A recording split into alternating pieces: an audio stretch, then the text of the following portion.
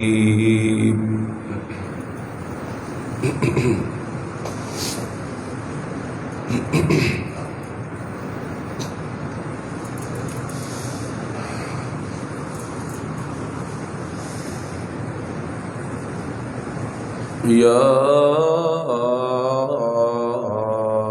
أيها الذين آمنوا كتب عليكم الصيام كما كتب على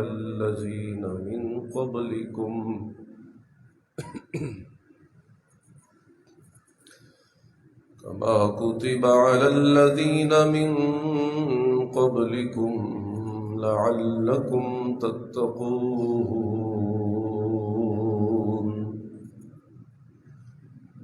اللهم صل على محمد وعلى آل محمد وبارك وسلم وصل عليه.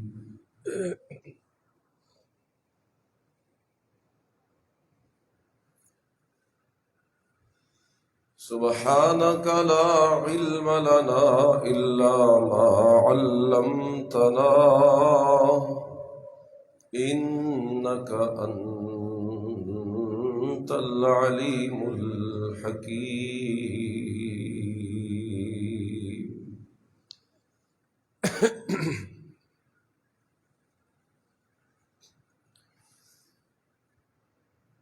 معزز دوستو،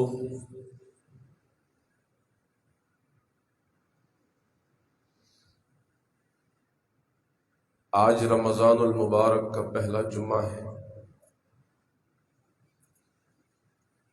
کچھ باتیں بلکہ بہت ساری باتیں عرض کرنے کا ارادہ ہے.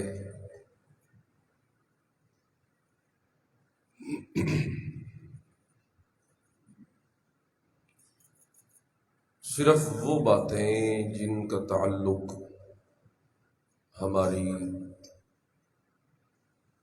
عملی زندگی سے ہے،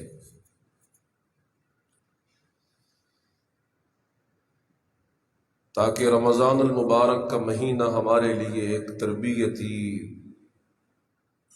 ورکشاپ یا ایک تربیتی کورس ثابت ہو کہ اس ماہ مبارک میں ہم اپنے رب کو راضی کریں، آخرت کی فکر پیدا کریں، شریعت کے احکامات کی حقیقت کو سمجھیں، قرآن کریم کے ساتھ اپنا روحانی تعلق مضبوط کریں اور اپنی زندگی اپنی چاہت کے مطابق گزارنے کی بجائے اللہ اور اس کے رسول کی چاہت کے مطابق گزاریں.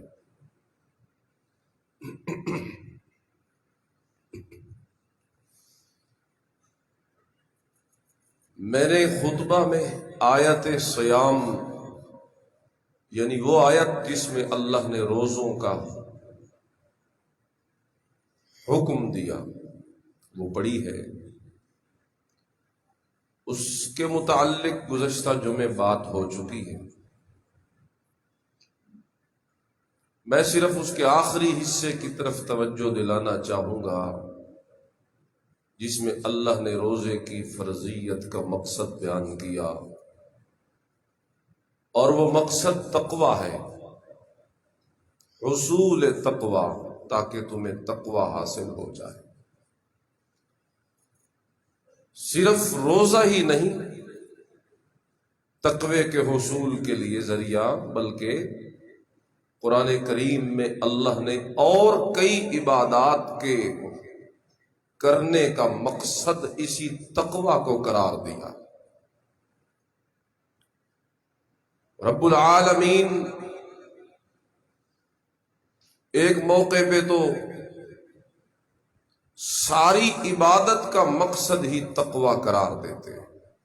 یا ایھا الناس اعبدوا ربکم الذی خلقکم والذین من قبلکم لعلکم تتقون، اے انسانوں عبادت کرو اپنے رب کی جس نے تمہیں پیدا کیا اور تم سے پچھلوں کو پیدا کیا۔ عبادت کا حکم صرف اس لیے دے رہے ہیں تاکہ تمہارے اندر تقوی پیدا ہو جائے۔ تو الگ الگ عبادتوں میں اللہ نے تقوی مقصد بنا کر ذکر کیا، جیسا کہ حج کے متعلق، روزے کے متعلق، اسی طرح اور کئی عبادات کے ساتھ، اور اس جگہ پہ ہر عبادت کا مقصد تقوی بتایا۔ تو تقوی کوئی ایسی چیز تو ہے کہ جسے اللہ ہر عبادت کا مقصد قرار دیتا۔ آج ہم عبادت گزار تو ہوتے ہیں، لیکن ہم عبادات کی روح کو اکثر طور پہ نظر انداز کر دیتے ہیں۔ یہی وجہ ہے کہ ہماری عبادتیں ہماری عملی زندگی پر اثر انداز ہوتی ہوئی نظر نہیں آتی، ورنہ اگر عبادات کی روح کو ہم نظر انداز کرنے کی بجائے انہیں خوب اچھے طریقے سے سمجھیں اور سمجھنے کے بعد ہر وقت انہیں اپنے دل و دماغ میں حاضر رکھیں تو ایک ادنا سی عبادت کا اثر بھی ہمیں اپنے وجود پہ ہوتا ہوا نظر آئے گا۔ لیکن چونکہ وہ اصل مقصد نظر انداز ہے، اس لیے بڑے بڑے عبادات کے کام کرنے کے باوجود عملی زندگی اسی طرح ہی بیکار رہتی ہے۔ تو میں یہ عرض کر رہا ہوں کہ تقوی صرف روزوں کی فرضیت کا مقصد نہیں ٹھہرایا، تقوی ہماری ہر عبادت کا مقصد ٹھہرایا۔ تھوڑا سا میں اس پہ بات کرنا چاہوں گا کہ تقوی کسے کہتے ہیں۔ میں گزشتہ جمعے بھی عرض کر چکا ہوں مختصراً، لیکن آج تھوڑا سا تفصیلی عرض کروں گا، کیونکہ یہ وہ چیز ہے کہ اللہ نے ہر انعام کو اسی کے ساتھ جوڑا ہے۔ آپ قرآن کریم میں جب جنت کی نعمتیں پڑھتے ہیں، آپ کو اس کے ساتھ شرط لگی ہوئی نظر آئے گی، المتقین، للمتقین۔ اللہ کہتے ہیں ان للمتقین مفازا حدائق واعنابا وکواعب اترابا وکأسا دہاقا۔ جنت میں ایک جنتی کو جو انعامات ملیں گے، کامیابیاں ملے گی، اللہ کی جنت کے مزے ملیں گے، جنت کے تختوں پہ بیٹھے گا، ریشم باریک اور موٹے سے اس کے لباس اسے پہنائے جائیں گے، حور و غلمان اس کی خدمت کے لیے اللہ اس کے حوالے کر دے گا۔ جتنی انعامات، اکرامات، اعزازات، القابات کا اللہ ذکر کرتے ہیں، یقین مانیے ہر انعام کے ساتھ تقوی والی شرط ضرور لگی ہوئی ہے۔ ان للمتقین عند ربهم جنات النعیم، جنات نعیم، نعمتوں کے باغات متقین کے لیے ہے۔ ان المتقین فی ظلال وعیون، جنت کے درختوں کے سائے اور جنت کی نہروں کے چشمے متقین کے لیے ہیں۔ ان للمتقین فی جنات ونہر، باغات اور نہروں پہ بیٹھے ہوئے متقین ہیں۔ اللہ رب العزت ہر موقع پہ تقوی کی شرط لگاتے ہیں۔ جب یہ کوئی اتنی ضروری چیز ہے تو پھر ہمیں اپنے زندگیوں میں، اپنے اس وجود میں تقوی والی صفت ضرور پیدا کرنی۔ وہی تھوڑی سی عرض کرتا ہوں، اول صرف اس کی تعریف کرتا ہوں کہ تقوی کہتے کسے، بلکہ میں اپنی تعریف کرنے کی بجائے سیدنا فاروق اعظم رضی اللہ تعالی عنہ کی ایک روایت آپ کو سنانا چاہتا ہوں۔ ایک دن سیدنا ابی بن کعب رضی اللہ تعالی عنہ سے فاروق اعظم نے پوچھا تھا، تجھے قرآن کا بڑا علم رسول اللہ سے نصیب ہوا ہے، تجھ جیسا عالم خال خال نظر آتا ہے، ذرا تو بتا کہ تقویٰ کسے کہتے ہیں؟ ابی ابن کعب کہنے لگے حضرت جی کبھی آپ کا گزر کسی جھاڑی اور خاردار رستے سے تو ہوا ہوگا؟ کہا کئی دفعہ ہوتا ہے۔ تو پوچھا گزرتے کیسے ہو؟ کہا گزرتا اس طرح ہوں کہ اپنے کپڑے دامن سمیٹ کر گزرتا ہوں کہ کوئی کانٹا چبھ نہ جائے، الجھ نہ جائے میرے کپڑوں کے ساتھ، دامن کے ساتھ۔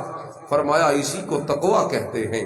یہ دنیا گناہوں کی پرخار وادی ہے، اس میں یوں دامن سمیٹ سمیٹ کے گناہوں سے بچ بچ کر گزر جانا کہ گناہوں کے کانٹوں سے اپنے آپ کو بچا کے رکھنا، اسی کو تقویٰ کہا جاتا ہے۔ کتنے پیارے انداز سے صحابی رسول نے تقویٰ سمجھایا، یعنی تقوی سے مراد یہ ہے کہ انسان اللہ کی نافرمانیوں سے بچنے والا ہو۔ جہاں اللہ کی نافرمانیوں سے بچنے والا ہو وہیں پہ وہ ساتھ ساتھ اللہ کے حضور جھکنے والا بھی، نیکی کی طرف رغبت کرنے والا بھی ہو۔ چنانچہ علماء نے اس کے کئی درجے لکھے ہیں، میں فی الوقت آپ کو تقوی کے 3 درجے سنانا چاہتا ہوں۔ سب سے پہلا درجہ یہ ہے کہ شرک سے بچے۔ تقوی کا سب سے پہلا درجہ کیا ہے؟ کہ وہ گناہ جو سب سے بڑا گناہ ہے، اکبر الکبائر ہے، اس سے اپنے آپ کو بچائے۔ کیونکہ لقمان حکیم بھی جب اپنے بیٹے کو وصیت کر رہے تھے تو یہی کہہ رہے تھے، وَإِذْ قَالَ لُقْمَانُ لِابْنِهِ وَهُوَ يَعِظُهُ يَا بُنَيَّ لَا تُشْرِكْ بِاللَّهِ إِنَّ الشِّرْكَ لَظُلْمٌ عَظِيمٌ۔ اے میرے بیٹے اپنے آپ کو شرک سے بچانا، اس لیے کہ شرک جیسا بڑا ظلم اور کوئی نہیں۔ تو شرک سے اپنے آپ کو بچانا یہ پہلی چیز ہے۔ اللہ اکبر کبیرہ، اور یہ وہ دعوت ہے، اور یہ وہ محنت ہے، اور یہ وہ ریاضت ہے، اور یہ وہ جد و جہد ہے جسے ہر نبی نے کیا ہے۔ ما ارسلنا من قبلک من رسول الا نوحی الیہ انہ لا الہ الا انا فاعبدون۔ ہر نبی کی محنت توحید کے لیے ہے۔ اللہ نے اس کائنات کو بنایا بھی توحید کے لیے ہے، اللہ نے اس کائنات کو باقی رکھا بھی توحید کے لیے ہے، اللہ نے تمام کتابوں کو آسمان سے اتارا بھی توحید کے لیے ہے، اللہ نے اس کائنات کی ہر نعمت پیدا توحید کے لیے کی ہے، اللہ نے انسان کو سرداری بھی توحید کے لیے دی ہے، اللہ نے انسان کی اس زندگی کا مقصد اعلیٰ بھی توحید کو بتلایا ہے۔ چنانچہ اگر انسان موحد ہے تو اس کی ہر عبادت مقبول ہے، اللہ کا پیارا ہے، لیکن اگر وہ توحید پرست نہیں ہے تو اس کی کوئی عبادت بھی اللہ کو قبول نہیں۔ آپ اسی کا ذکر لے لیجئے، یہ جو روزے ہیں، یہ جو تراویح ہے، یہ جو آگے لیلۃ القدر کی نعمت ہمیں ملے گی، آپ ذرا احادیث میں دیکھیں، صحیح بخاری میں احادیث موجود ہے، یہ رسول اللہ صلی اللہ علیہ وسلم نے صاف فرما دیا، من صام رمضان ایمانا و احتسابا غفر له ما تقدم من ذنبی، جس نے روزے ایمان اور احتساب کی حالت میں رکھے تو اس کے پچھلے گناہ معاف ہو جائیں گے۔ جس نے تراویح ایمان اور احتساب کے ساتھ پڑھی اس کی زندگی کے پچھلے گناہ معاف ہو جائیں گے۔ جس نے لیلۃ القدر میں قیام ایمان اور احتساب کے ساتھ کیا اس کی زندگی کے پچھلے گناہ بھی معاف ہو جائیں گے۔ تراویح، روزہ، لیلۃ القدر، ان تینوں کے لیے جو شرط بتائی وہ یہی ایمان بتایا، اور ایمان یہی ہے لا الہ الا اللہ، کہ اللہ کے حضور انسان یہ اقرار کرے کہ میری ہر طرح کی بندگی کے لائق تو ہے، میری ہر طرح کی بندگی کے لائق۔ چنانچہ میں اسے سمجھایا کرتا ہوں اس طریقے سے تاکہ بات کھل جائے کہ جناب رسول اللہ صلی اللہ علیہ وسلم جس ماحول میں یہ دعوت لے کے اٹھے ہیں لا الہ الا اللہ، وہ ماحول اللہ کو مانتا ہے، وہ لوگ اللہ کے اقراری ہیں، وہ لوگ اللہ کی صفات ربوبیت کے اقراری ہیں، وہ یہ مانتے ہیں کہ اللہ ہے، وہ یہ مانتے ہیں کہ بیت اللہ اللہ کا گھر ہے، وہ یہ مانتے ہیں کہ بیٹوں کے نام عبداللہ رکھنا چاہیے، وہ یہ مانتے ہیں کہ نیک عمل کرنے چاہیے، وہ یہ مانتے ہیں کہ آسمان و زمین کو پیدا کرنے والا اللہ ہے، وہ یہ مانتے ہیں کہ اس کائنات ارضی پہ ہر تصرف کرنے والا اللہ ہے، وہ یہ مانتے ہیں کہ انسان کو ساری نعمتیں اور صلاحیتیں اور طاقتیں دینے والا اور ان سب کا مالک اللہ ہے، وہ اللہ کو ان تمام صفات ربوبیت کا حامل سمجھتے ہیں، انکار نہیں کرتے ہیں۔ لیکن کیا وجہ ہے کہ اللہ کا قرآن پھر ان کو کہتا ہے کہ تم یہ اقرار کرو لا الہ الا اللہ، حالانکہ وہ اللہ کو تو مانتے ہیں، وہ اللہ کو رب بھی مانتے ہیں، اللہ کی صفات ربوبیت کے اقراری بھی ہیں۔ رسول اللہ صلی اللہ علیہ وسلم کے ذریعے ان سے پھر یہ اقرار کیوں کروایا گیا کہ لا الہ الا اللہ کا اقرار کرو؟ سمجھ آ گیا لا الہ الا اللہ پڑھنے والا جتنے تک اللہ کی صفات الوہیت کا اقرار نہیں کرتا اتنے تک کبھی اس کا ایمان اور اس کی توحید قبول نہیں ہو سکتی۔ یعنی دو قسمیں ہو گئی توحید کی، ایک توحید ربوبیت، ایک توحید الوہیت۔ توحید ربوبیت کا مطلب یہ ہے کہ کائنات کے پیدا کرنے والا اللہ کو سمجھنا، اور توحید الوہیت یہ ہے کہ ہر بندگی کے لائق بھی صرف اللہ کو سمجھنا۔ جب ہر چیز کا پیدا کرنے والا، سورج کو تابانیاں دینے والا، چاند کو میٹھی روشنی دینے والا، سمندروں کو روانی دینے والا، جب کائنات میں ہر چیز کا پیدا کرنے والا، روزیاں دینے والا، ہر سہولت دینے والا، ہر ضرورت دینے والا جب اللہ ہے تو پھر حق یہ بنتا ہے کہ جب سب کچھ کرنے والا اللہ ہے تو پکار اور عبادت بھی صرف کس کی ہونی چاہیے؟ بس یہی مقصد ہے جسے رسول اللہ صلی اللہ علیہ وسلم منوانا چاہتے ہیں۔ جس طرح اس وقت کے مشرکین مکہ اللہ کو رب تو مانتے تھے لیکن اللہ کو الہ اکیلا نہیں مانتے تھے، آج بھی یہی مصیبتاں پڑی۔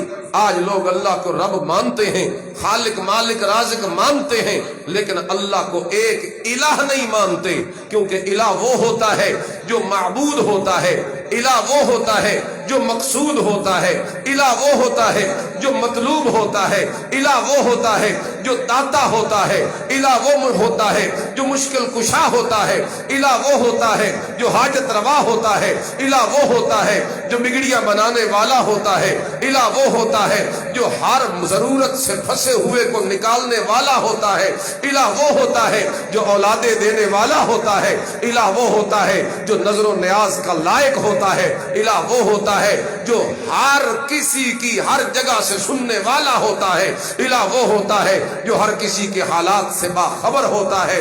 اللہ کہتے ہیں لا الہ الا اللہ، یہ ساری صفتیں مانو تو صرف اللہ کے اندر مانو۔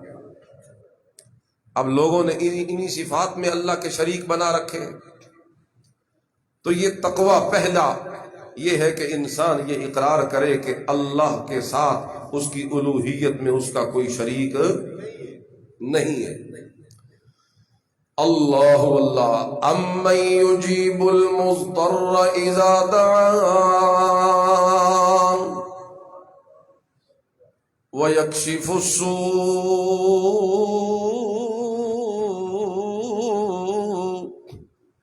وَيَجْعَلُكُمْ خُلَفَاءَ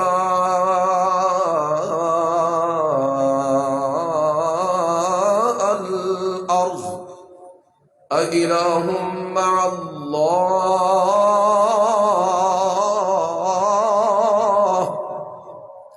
رب العالمین صفات الوہیت بیان کرتے ہیں کہ میرے سوا کوئی الہ نہیں، یہ اقرار کرنا تمہارے لیے ضروری ہے۔ کلمے کی دعوت بھی یہی ہے کہ الہ صرف اللہ کو مانا جائے، اللہ کے ساتھ اور ہستیوں کو اس کی الوہیت میں شریک ماننا یہ شرک کہلاتا ہے۔ اور تقوی سب سے پہلے یہ مطالبہ کرتا ہے کہ شرک والے گناہ سے بچ جاؤ، کیونکہ شرک والا گناہ ایسا برا گناہ ہے، بڑا گناہ ہے۔ انما المشرکون نجس، کرنے والا ناپاک ہو جاتا ہے اللہ کے ہاں، اور اتنا پلید ہو جاتا ہے کہ اللہ کہتے ہیں لا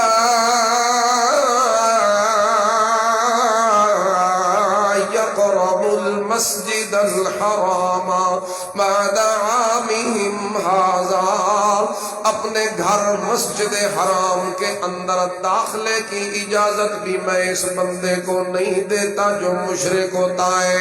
تیرے سارے اعمال کی مقبولیت کو بھی اللہ نے اسی توحید کے ساتھ جوڑا ہے۔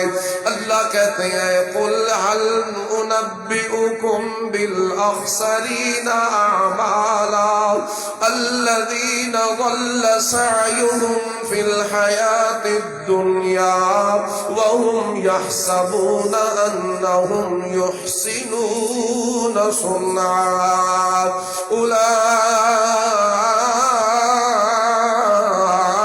الذين كفروا بآيات ربهم ولقائه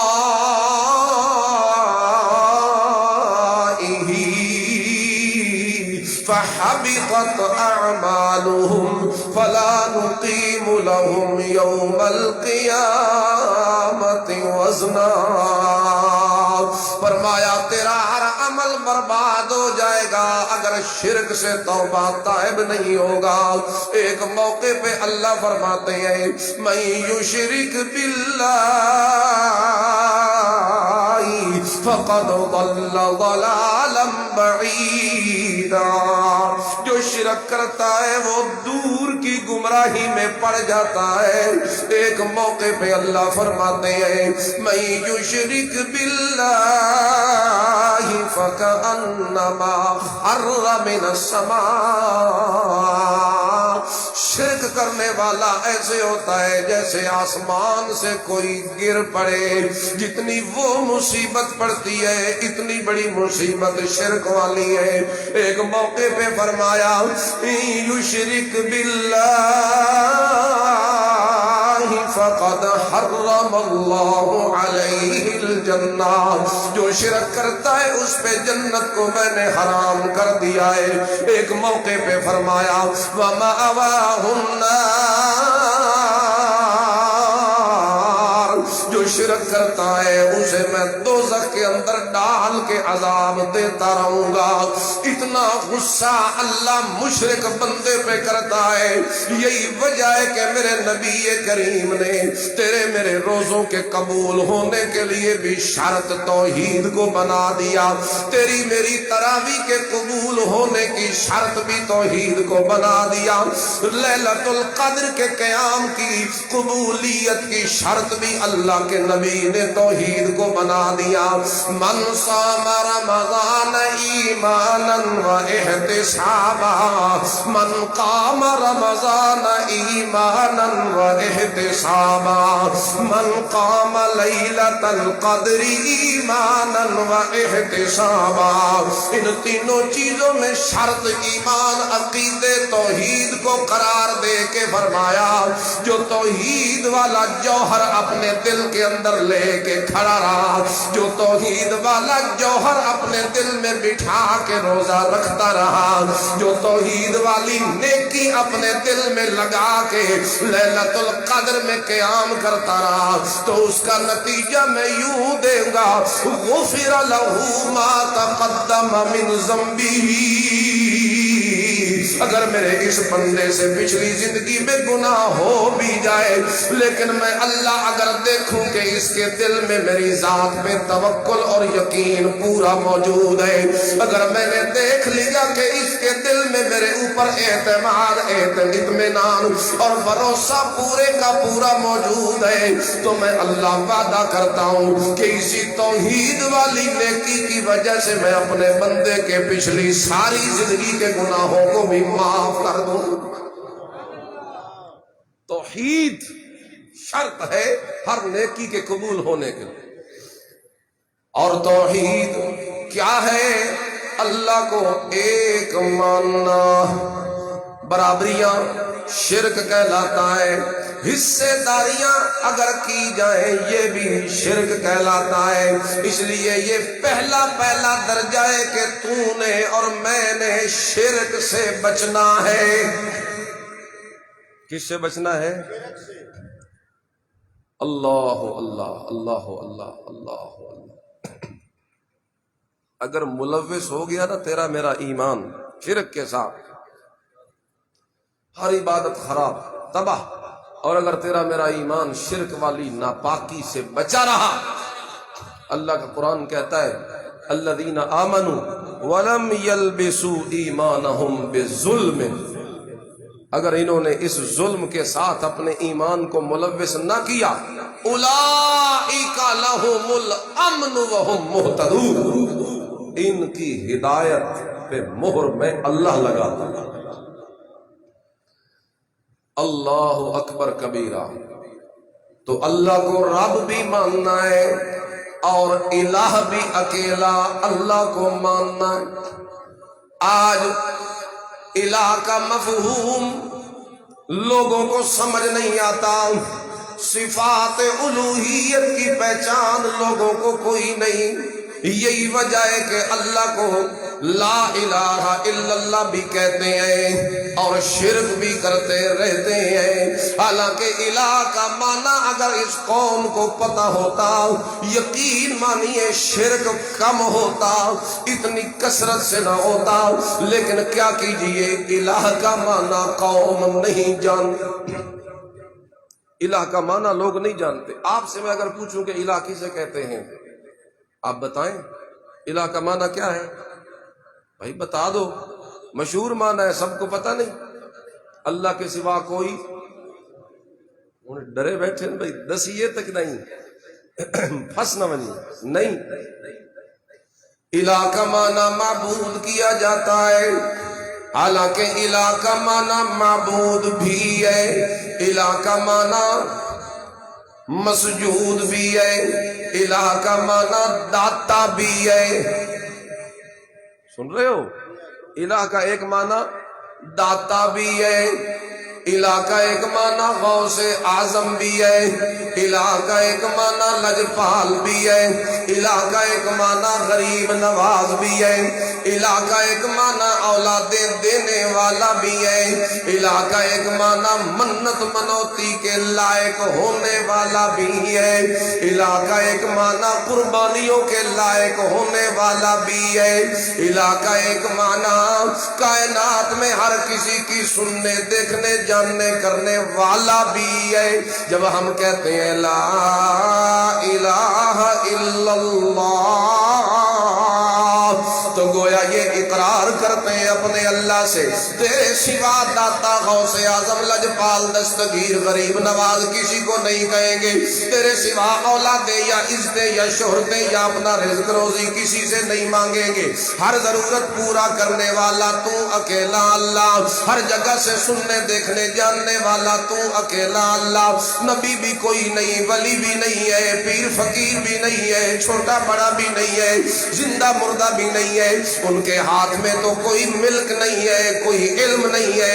ہاں مگر وہ جو تو نے دیا ہو کسی موقع پہ تو وہ تو اس سے استثناء مستثنیٰ ہے، لیکن اپنی ملکیت ان کی کوئی نہیں، اپنا علم بھی ان کا کوئی نہیں، اپنا زور بھی ان کا کوئی نہیں ہے۔ تیرے سوا جو کوئی ہے تو بیٹے دے سکتا ہے، اور ان کی حالت یہ ہے لَن يَخْلُقُوا ذُبَابًا، وہ مکھی بھی پیدا نہیں کر سکتے۔ مکھی اگر کھانے میں سے کوئی چیز چھین کے اڑ جائے، وہ اس چھینی ہوئی چیز کو واپس دلانے کی طاقت بھی نہیں رکھتے۔ ضعف الطالب والمطلوب، مانگنے والا بھی کمزور ہے، اور جن سے مانگا جا رہا ہے اللہ کے سوا وہ بھی کمزور ہے۔ سورۃ الحج، وہ کمزور ہے جن سے مانگا جا رہا ہے وہ کیا ہے؟ قرآن کہے کمزور ہے، اور تو آکھے ساڑھے بابے اور اچ بڑی کشوت ہے، ان میں بڑی طاقت ہے، وہ دے دیتے ہیں سن لیتے ہیں۔ یہ شرک ہے، شرک ہے، اور شرک اگر تمہاری زندگیوں میں رہا تو عبادت قبول کوئی نہیں۔ رمضان کا سب سے پہلا پیغام یہ ہے کہ اپنے عقیدوں کو ٹھیک کرو۔ امید صرف کس سے ہونی چاہیے؟ بھروسہ صرف کس پہ ہونا چاہیے؟ اور پکار بھی صرف کس کی ہونی چاہیے؟ جسے نبیوں نے پکارا ہم بھی اسے ہی پکاریں گے۔ اللہ اکبر۔ تو اپنے آپ کو شرک سے بچانا، اللہ نے قرآن کریم میں ایک موقع پہ 18 نبیوں کے نام گنے، اور اینڈ پہ اللہ کہتے ہیں وَلَوْ أَشْرَكُوا،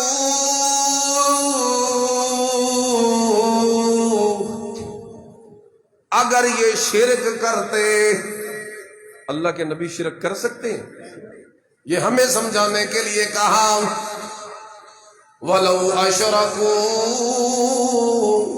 اگر یہ شرک کرتے لَحَبِطَ عَنْهُمْ مَا كَانُوا يَعْمَلُونَ،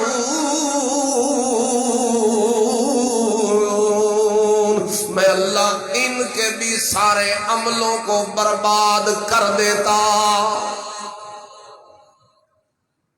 تو تے میں ودیاں جناب کہ اے چھوٹا موٹا معاملہ کوئی نہیں۔ یا اللہ مدد ٹھیک ہے، تو یا علی مدد یہ بھی ٹھیک ہے، یا پیر مدد یہ بھی ٹھیک ہے، یا غوث مدد یہ بھی ٹھیک ہے، اس کی نیاز بھی ٹھیک ہے، اور نظر اللہ نیاز حسین بھی ٹھیک ہے۔ تو اور میں کہتے ہیں اللہ مشکل کشا یہ بھی ٹھیک ہے، علی مشکل کشا یہ بھی ٹھیک ہے، ولی مشکل کشا یہ بھی ٹھیک ہے، نبی مشکل کشا یہ بھی ٹھیک ہے، وہ بھی حالات کو جانتا ہے۔ ہمارے حضرت صاحب کو بھی ہمارے حالات کا پتہ ہوتا ہے، جی یہ بھی ٹھیک ہے، وہ بھی سب کچھ کر سکتا ہے، یہ بھی ہمیں دے سکتے ہیں، کر سکتے ہیں، جی یہ بھی ٹھیک ہے۔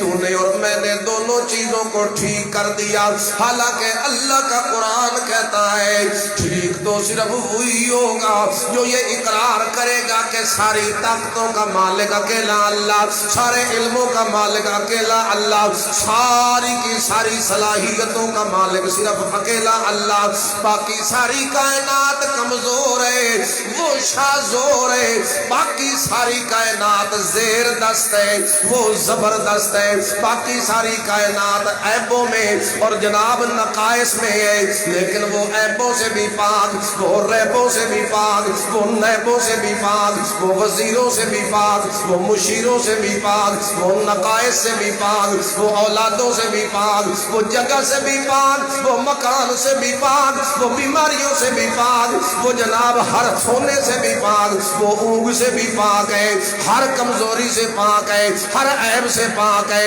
ہر ریب سے پاک ہے۔ یہی مطلب ہے سبحان اللہ۔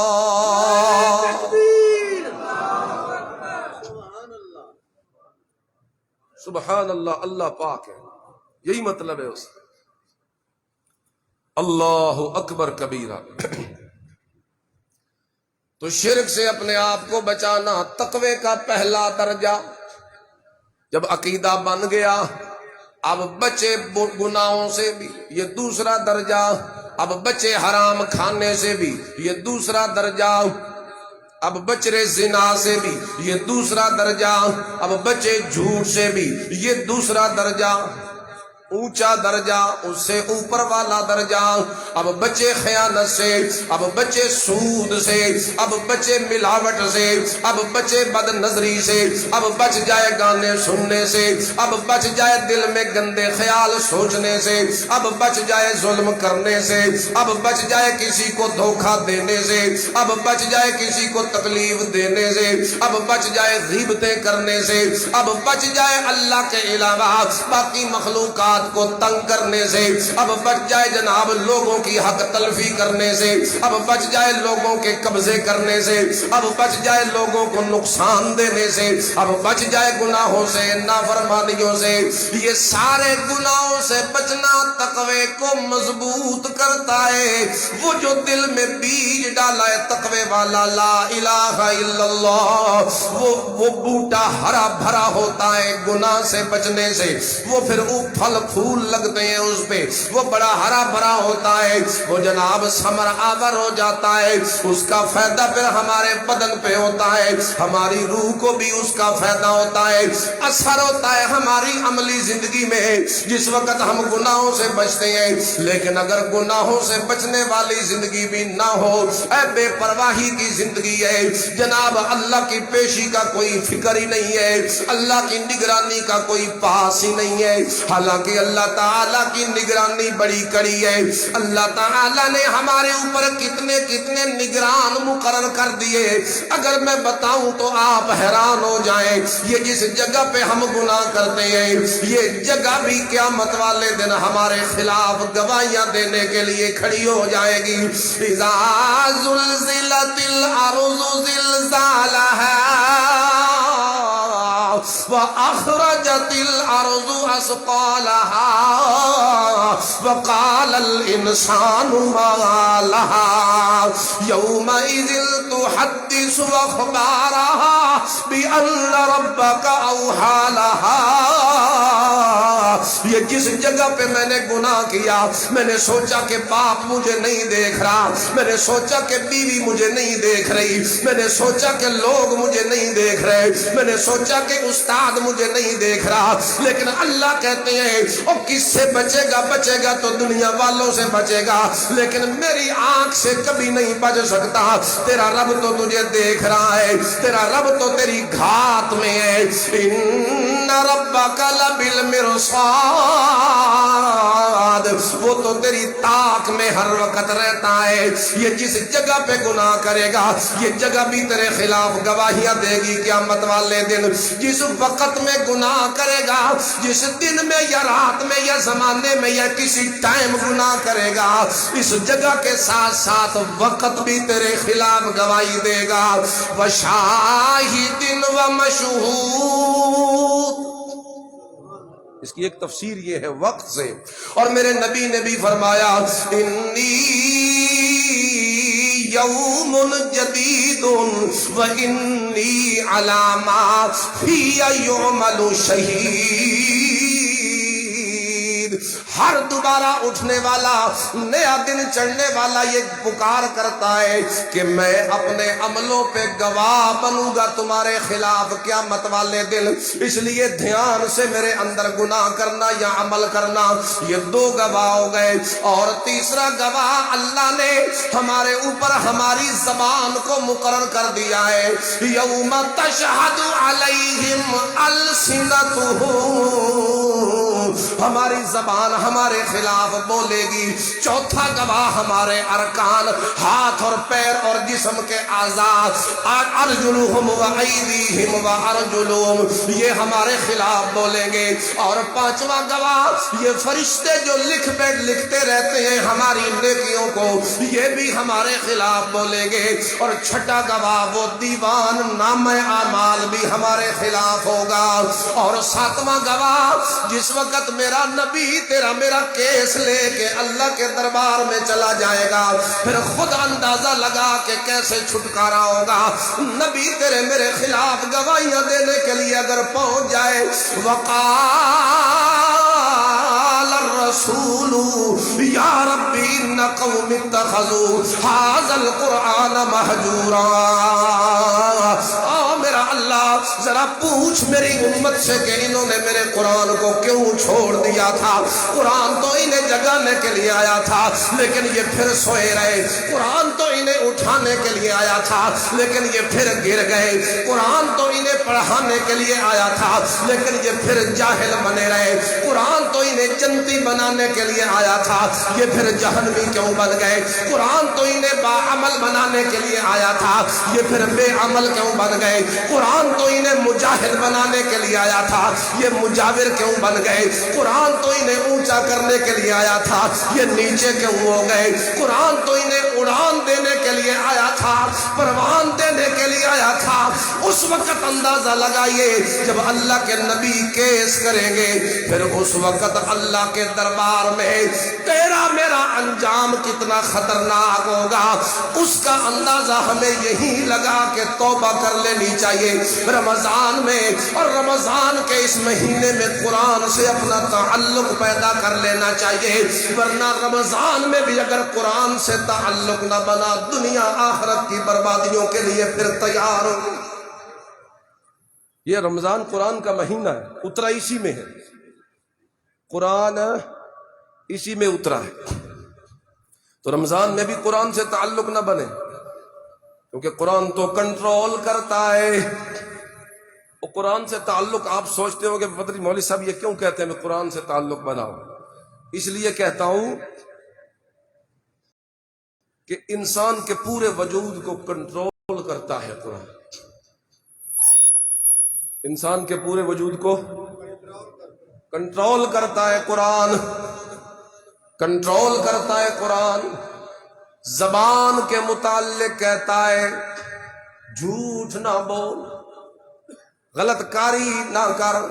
ہاتھوں کے متعلق کہتا ہے اچھے طریقے سے استعمال کر۔ آنکھوں کے متعلق کہتا ہے نظریں جھکا کے رکھ۔ شرمگاہ کے متعلق کہتا ہے حفاظت کر۔ دل کے متعلق کہتا ہے اس میں اللہ کو بسا۔ پیروں کے متعلق کہتا ہے اس سے چل کے اچھی جگہ پہ جا۔ زبان کے متعلق کہتا ہے اس سے قرآن پڑھ۔ کانوں کے متعلق کہتا ہے اس سے قرآن سن۔ آنکھوں کے متعلق کہتا ہے جہان میں غور کر کے مجھے پہچان۔ یعنی پورے آپ کے وجود کو کنٹرول کرے گا قرآن، آپ کی ہر حرکت قرآن کے تابع ہو گئے۔ یہ دوسرا درجہ ہے تقوی کا، گناہوں سے بچ جانا، ورنہ گناہوں سے نہ بچا پتہ نہیں شیطان ہمیں بھٹکائے رکھتا ہے۔ وہ آگے سے آگے امیدیں دلاتا ہے، چل اگلے ہفتے سے، اگلے مہینے سے، کل تو شروع کرے، کل سے شروع، کل آنی ہے کوئی؟ کل کوئی نہیں آنی، آج ہی ہے بس، آج ہی ہے بس۔ جب وہ کہے نا کہ کل سے کروں گا، تو اس کو کہے تیری کل میں نے آج مجھے اللہ کی ماننی ہے۔ یہ بھی تو ہو سکتا ہے، تیری کل مانوں آج اس کی ماننے دے۔ اللہ اللہ اللہ اللہ۔ ہم لوگ سستی میں پڑے رہتے ہیں۔ اقترب للناس حسابهم وهم في غفلة معرضون۔ اللہ کہتے ہیں تمہارے حساب کا وقت تمہارے سر پہ آ گیا اور تم غافل ہو۔ یہ ہمیں شیطان امیدیں دلا کے آگے سے آگے لٹکاتا رہتا ہے، ورنہ اللہ قرآن میں یہ صفت بیان کرتے ہیں مومنوں کی، انہم کانوا یسارعون فی الخیرات سابقون فی الخیرات۔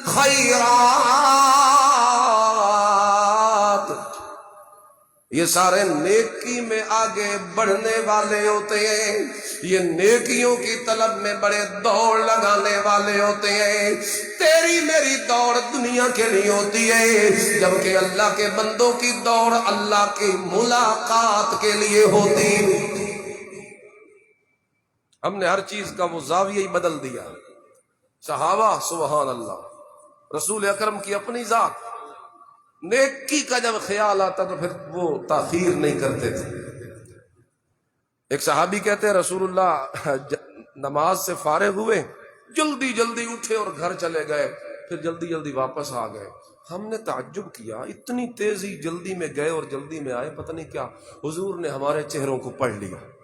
حضور نے فرمایا تم تعجب کر رہے ہو، مجھے پتہ چل گیا ہے، تمہیں میں بتاتا ہوں میں نے تعجب کیوں کیا۔ مجھے نماز میں اچانک خیال آیا کہ میرے گھر میں سونے کی ایک ڈلی پڑی ہوئی ہے، اور میں یہ سوچنے لگا کہ اگر اسی حال میں رات آ گئی کہ محمد صلی اللہ علیہ وسلم کے گھر میں سونا پڑا ہے اور اللہ کے راستے میں خرچ نہیں ہوا، میں یہ پسند نہیں کرتا کہ مال میرے گھر میں ہو اور میں رات گزاروں. میں اس لیے جلدی جلدی گیا ہوں تاکہ میں جا کے اپنے گھر والوں کو بتا آؤں کہ یہ صدقہ کر دینا رات سے پہلے پہلے. نیکی کا خیال آیا تو فوری کی، نیکی کا خیال آیا تو فوری کی. صحابہ رسول اللہ سے، بلکہ ایک جنگ میں ایک نوجوان پوچھتا ہے یا رسول، ہاتھ میں کھجور کا خوشہ ہے، یا رسول اللہ جنت کتنی دور ہے؟ فرمایا انہی پہاڑوں کے پیچھے ہی تو ہے. یعنی یہ میدان جنگ میں اللہ کے حضور جان دینی ہے اور جنت ہی جنت ہے. وہ کھجوروں کا خوشہ وہی ڈالتا ہے اور کہتا ہے اگر میں یہ کھاتا رہوں تو زندگی بڑی لمبی ہو جائے گی. اتنی لمبی انتظار کون کرے، آگے جنت اور میں کھجوریں کھاتا رہوں. پھینکتا ہے خوشہ، تلوار لے کے میدان میں نکل جاتا ہے. تھوڑی دیر بعد جنگ ختم ہوتی ہے، اس کا وجود ٹکڑے ٹکڑے ہوا پڑا ہوتا ہے. سبحان اللہ، وہ ہے صحابہ جنہوں نے اپنے ہاتھ میں کھجور کی لذت کو تو چھوڑا اور جنت کی لذت کو پہلے پایا. کہا ہاتھ کا لقمہ بھی کھاؤں تو جنت میں جانے میں دیر ہو جائے. ہماری زندگیاں ساری اسی میں گزر رہی ہیں. الہاکم التکاثر حتی زرتم المقابر. وہ قبریں آئے گی تو تب ہمیں خیال آئے گا. رمضان تمہیں یہ پیغام دیتا ہے کہ اللہ کی طرف متوجہ ہو جاؤ، جلدی کرو، نیکی میں جلدی کرو. نیکی میں تاخیر کرنا شیطان کا وسوسہ ہوتا ہے اور نیکی میں جلدی کرنا یہ اللہ کی چاہت ہوتی ہے. تو یہ رمضان اس طریقے سے ہم نے گزارنا ہے کہ جہاں ہم نے عقیدہ توحید کی پاسداری کرنی، وہیں پہ ہم نے گناہوں سے بھی بچنا ہے ہر طریقے. اور میں آپ کو بتاؤں چلو کہ ہم لگے تو ہیں نا نیکیاں کرنے میں، لیکن کچھ گناہ ایسے ہیں کہ اگر وہ ہمارے نامہ اعمال میں رہیں تو ہماری نیکیاں قبول نہیں ہوتی ہیں. شرک آپ کے نامہ اعمال میں ہے تو نیکیاں قبول نہیں. اس طرح بدعت کا گناہ آپ کے نامہ اعمال میں ہے، آپ بدعتی ہیں، بدعت کرتے ہیں تو عمل قبول نہیں ہوتا. آپ ریاکاری کرتے ہیں، دکھلاوے کے لیے عمل کرتے ہیں، لوگوں کو دکھانے کے لیے عمل قبول نہیں ہوتا.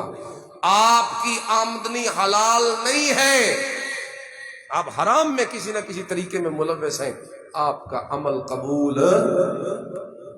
اور آپ صلہ رحمی اگر نہیں کرتے، قطع رحمی کرتے ہیں، رشتوں کو توڑتے ہیں تو پھر بھی آپ کا عمل قبول. آپ نے ناراض کر رکھا ہے رشتہ داریوں میں، بھائی بھائی سے نہیں بولتا، اور اسی طرح خونی رشتے سال ہا سال ہو گئے، ناراضگیاں بنائی ہوئی ہیں، ایک دوسرے کو معاف نہیں کرتے. سنو، اگر قطع رحمی کے مرتکب ہو اور توبہ کر کے اپنا معاملہ درست نہیں کرتے ہو، عمل قبول نہیں ہوتا. تو یہ دلوں کے تصفیے بھی ہم نے رمضان میں کرنے ہیں. کیا دوسری شادی کے لیے پہلی بیوی سے اجازت لینا تو ضروری کوئی نہیں ہے؟ دوسری شادی کے لیے تو ضروری کوئی نہیں، لیکن جیمن واسطے تو ضروری ہے. وہ تو اس کے بعد جیمنا بھی ہے نہیں، تو اس کا بھی تو خیال کرنا چاہیے نا. گھر کا ماحول تبھی آپ کا درست رہ سکتا ہے جب آپ مشاورت سے ایک کام کریں، ورنہ پھر وہ الگ ہوگی، پہلی الگ تو دوسری الگ، اور آپ درمیان میں لٹکے ہوئے ہوں گے اور میں ادے ونجا کہ ادے ونجا کیا کریں. اس لیے ضروری ہے، شرعی طور پہ تو ضروری نہیں. کیا رزق بیوی کے نصیب میں ہوتا ہے؟ بھائی اگر نیکوکار صالحہ بیوی آپ کو مل گئی ہے تو رسول اللہ صلی اللہ علیہ وسلم نے فرمایا الدنیا کلھا متاع وخیر متاع الدنیا المرأۃ الصالحہ. یہ دنیا سارے کا سارا فائدہ ہے، متاع ہے، ساز و سامان ہے. اس دنیا کا سب سے بہترین نفع وہ نیک بیوی ہے. بہترین نفع جو کہا تو ضرور اس کی برکتیں تو ہوں گی. اگر کوئی عشاء کی نماز جماعت کے ساتھ ادا نہ کرے تو کیا وتر جماعت کے ساتھ ادا کر سکتا ہے؟ جی، عشاء کی نماز آپ کی جماعت سے اگر رہ گئی، اول تو رمضان میں رہنی نہیں چاہیے، لیکن اگر رہ گئی تو تراویحوں کے بعد جو وتروں کی جماعت ہوتی ہے اس میں آپ شامل ہو سکتے ہیں، کوئی مسئلہ نہیں. اگر مسجد کے میک کی آواز پاس کے گھروں میں آتی ہو تو عورتیں اکٹھی ہو کر نماز تراویح پڑھ سکتی ہیں. یہ تو میرے گھر والے بھی کہہ رہے تھے ابھی آواز مٹھی رکھی کرو کہ میرے کو تراویحیں نہیں پڑھی ہیں میں نے. آواز تو باہر جاتی ہے، اب سپیکر چلا ہوا ہوتا ہے، لیکن اگر اس کی آواز کنٹرول کریں تو یہ ہمیں کرنی چاہیے. ویسے آپ کا اچھا مشورہ ہے، کریں گے انشاءاللہ. جو لوگ حضور کے نام پر انگوٹھے چومتے ہیں، کیا یہ جائز ہے؟ رسول اللہ صلی اللہ علیہ وسلم کا نام ہی ایسا ہے. انگوٹھے تیرے رہ گئے پیچھے، ذرا ایک دفعہ کہو محمد، زور سے کہو. تیرے ہونٹ ایک دوسرے کو چوم لیتے ہیں، تجھے انگوٹھے چومنے کی کیا ضرورت ہے؟ صلی اللہ علیہ وسلم. جی